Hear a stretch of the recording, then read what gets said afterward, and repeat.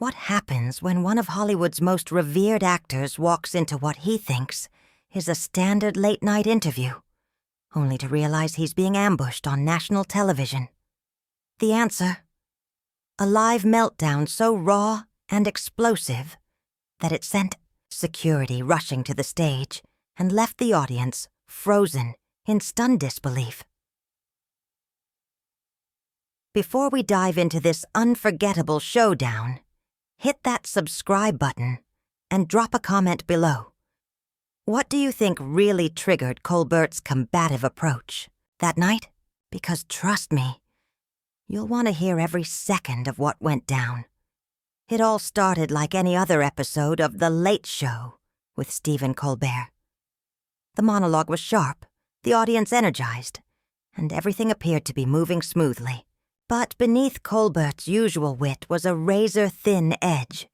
His jokes, for some reason, carried a colder bite than usual, especially the ones targeting themes like redemption, morality, and forgiveness.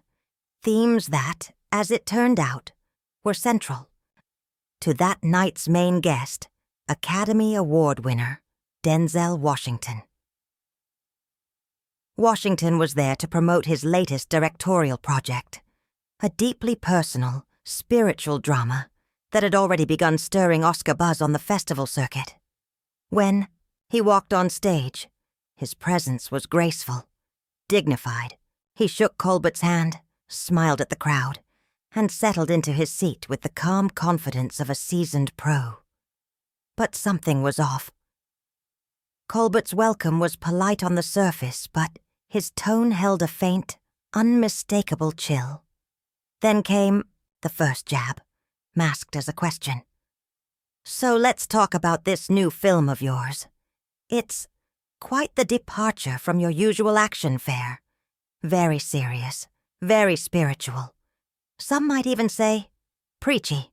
The word hung in the air like a challenge. Washington didn't flinch, but the shift in his posture was subtle and immediate. Shoulders squared, back straight, eyes steady. "I wouldn't call it preachy," he said evenly. "It's a story about growth, about second chances, about the good and the bad in all of us." But Colbert wasn't letting up. "Human potential, sure," he said, leaning in. "But isn't it funny how Hollywood only ever seems to find redemption for a certain kind of person? Your character gets his moment of grace. But what about the people he hurt? What about their story?" Now even the audience could feel it. This wasn't just tough questioning. This was personal. Washington stayed composed, replying, "That's addressed in the film. True redemption includes acknowledging harm, taking responsibility, and doing the work to make things right, Colbert." Eyes sharp now, pounced. "Where possible. That's convenient, isn't it? What happens when it's not possible? When the damage is permanent?" Silence rippled across the studio. This wasn't late-night banter anymore. This was a confrontation. Washington's voice took on an edge. "That's where faith comes in. Not everyone believes in it. I get that. But the message here is that no one is beyond hope. Everyone deserves a chance to be better." Colbert smiled, but there was no warmth in it. "Right, faith. You've been very public about your beliefs, about traditional values. So let me ask, is redemption only for those who follow your script? Or is there room in your faith for people who live differently?" Now the mask cracked, just slightly. Washington's jaw tightened. His voice dropped an octave. "My faith teaches me that God loves everyone. Period. I don't judge anyone, and I won't stand here and let you imply that I do." Colbert leaned back, smug. "Oh, I'm not implying. I'm asking directly, because you've spent years talking about morality, about family, about what's right. So when you say everyone deserves redemption, do you really mean everyone? Or just those who live like you do?" The studio had gone still. Even the production crew seemed frozen, unsure of what to do. Washington inhaled deeply. You could almost feel the internal battle behind his eyes.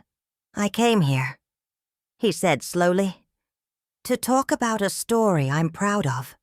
A film I believe has something meaningful to say. If you want a theological debate, we can have it. But let's not turn this into a circus on camera." But Colbert wasn't done. And what happened next pushed the interview, and the show, into uncharted territory. If anything, Washington's attempt to steer the conversation back to safer ground only seemed to fuel Colbert's fire. "Oh no," Colbert said, his voice calm but sharpened like a blade. "I think this is exactly the conversation we should be having on camera. You've chosen to be vocal about your beliefs. You've used your platform to promote a certain moral framework. And I think it's fair for the audience to understand whether that framework truly includes everyone, or just the people who fit inside it." Washington's eyes flashed, just for a second, with something colder, something more dangerous, a warning. Colbert either didn't notice or chose not to care. The actor leaned forward, his voice dropping, low, steady, but filled with unmistakable authority. "Let me be very clear about something, Stephen," he said. "My faith teaches me to love everyone, to treat everyone with dignity and respect. But what you're doing right now, this isn't about faith. It's not about my film. It's about you trying to manufacture a gotcha moment for your audience. And I'm not here to play that game." Colbert's smile widened, but the warmth was gone. "A gotcha moment?" "I'm asking you straightforward questions about the man behind the message. You've built a career portraying moral clarity, and you've used your visibility to champion specific values. The question is simple. Do those values embrace everyone, or just the people you approve of?" Washington's patience was slipping. His voice was still composed, but there was steel behind every word. "You keep implying I judge people, that I exclude people. But you haven't asked a single specific question. All you've done is toss out insinuations and hope one lands. That's not journalism, Stephen. That's character assassination." The studio fell silent, so silent it felt like everyone had forgotten to breathe. Even the crew had stopped moving, watching the slow-motion collision unfold. Colbert sat up straighter, no longer hiding the edge in his tone. "Fine. You want specifics? Let's talk about your comments on marriage and family. You've spoken often about the importance of traditional family structures. Do you believe that non-traditional families, families with same-sex parents, are somehow less capable? Do you think those children are missing something essential?" Washington's expression darkened.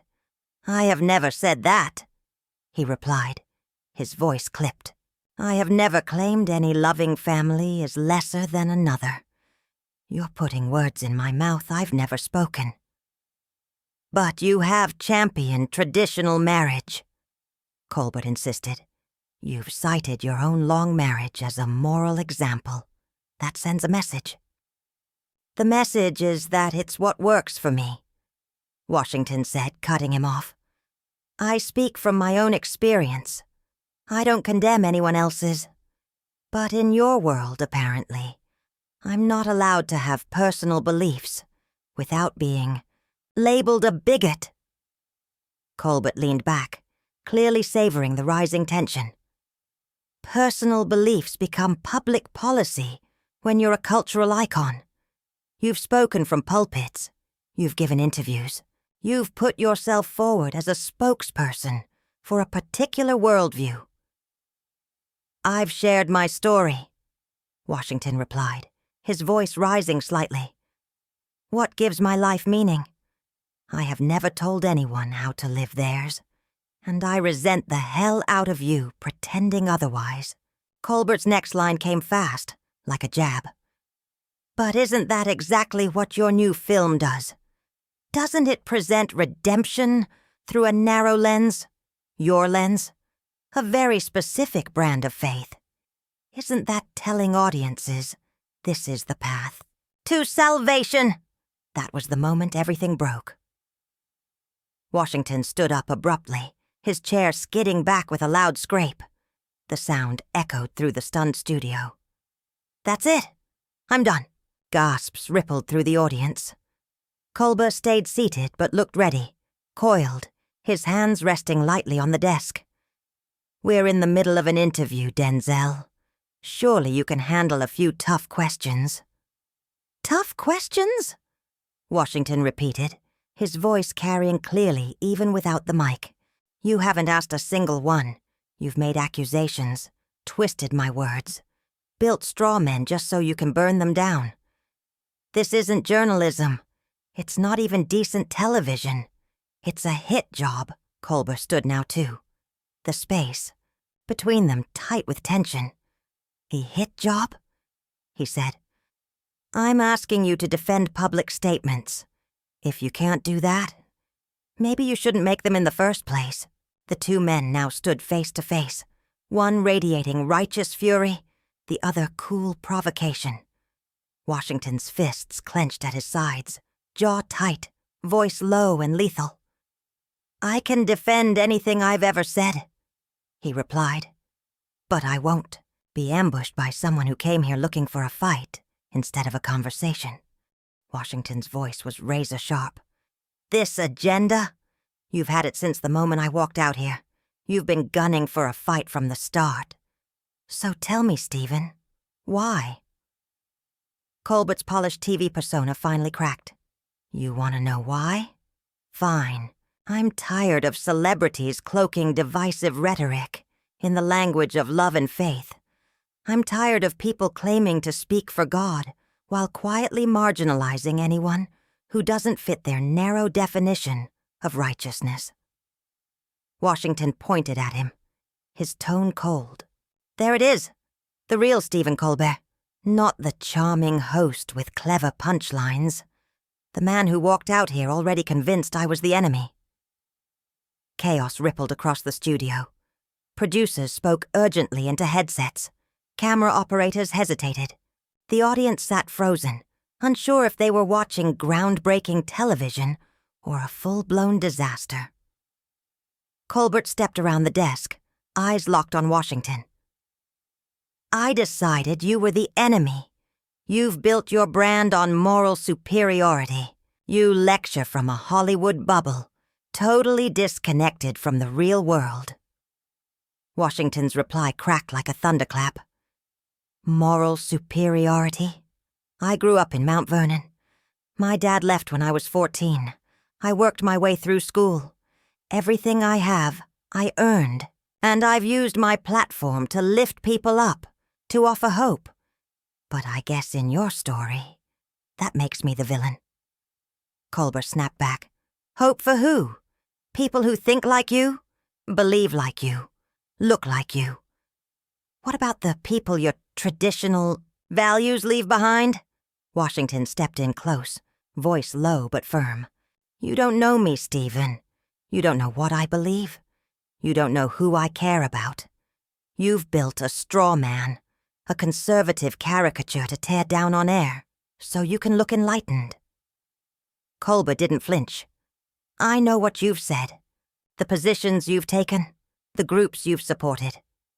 Washington's voice rose.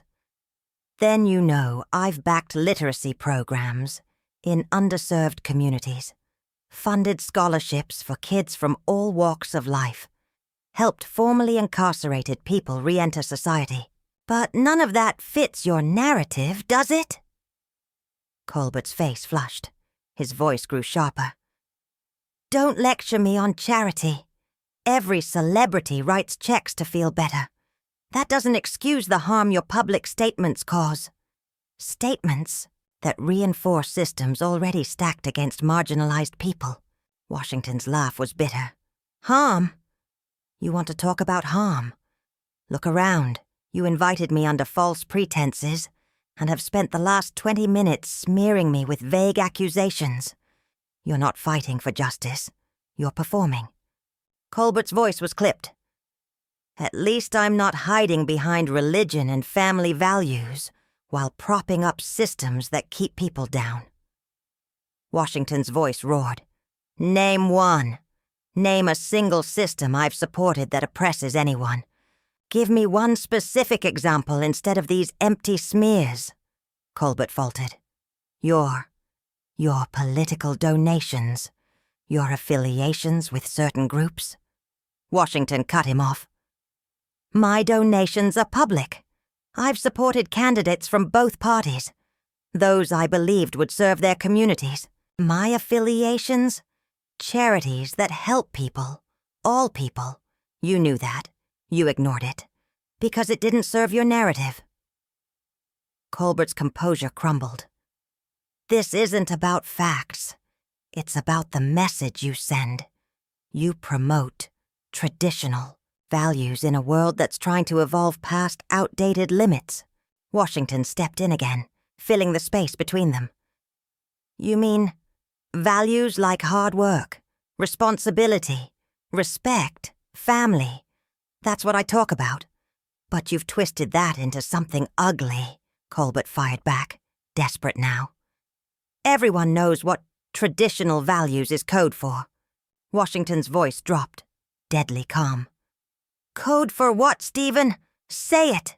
Stop hiding behind implications. Tell this audience what you really think I believe. Say it. The studio held its breath. Even the producers were silent. Colbert opened his mouth. Closed it. Opened it again. Words failing. Washington moved in for the final blow.